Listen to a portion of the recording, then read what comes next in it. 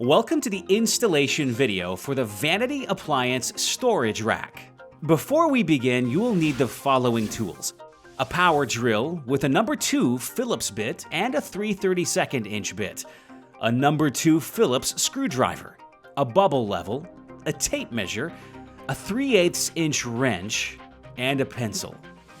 In your box, you'll find the following parts: a wood frame, silver bins, number 6 by 1/2 inch flathead screws, and an instruction sheet. First, take your 3/8 inch wrench and loosen the top 2 lock nuts. On the back of the unit, use your number 2 Phillips screwdriver to loosen the bottom 2 screws. Extend the bracket holes beyond the edges of the wood frame and secure in place.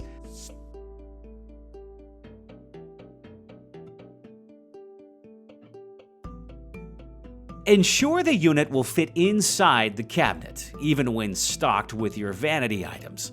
To find the minimum height requirement for a 15-inch face frame cabinet, measure 4 3/4 inches up from the bottom of the door to the center hole location in the lower bracket. Position the wood frame against the inside of the door and mark the screw locations with your pencil. Use your bubble level to ensure the unit is level.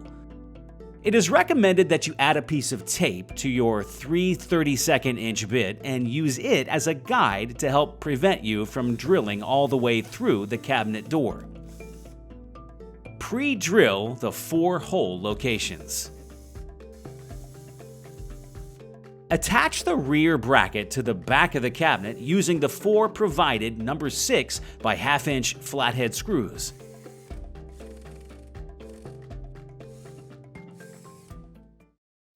Add silver bins. Your installation is now complete. Enjoy your product for years to come.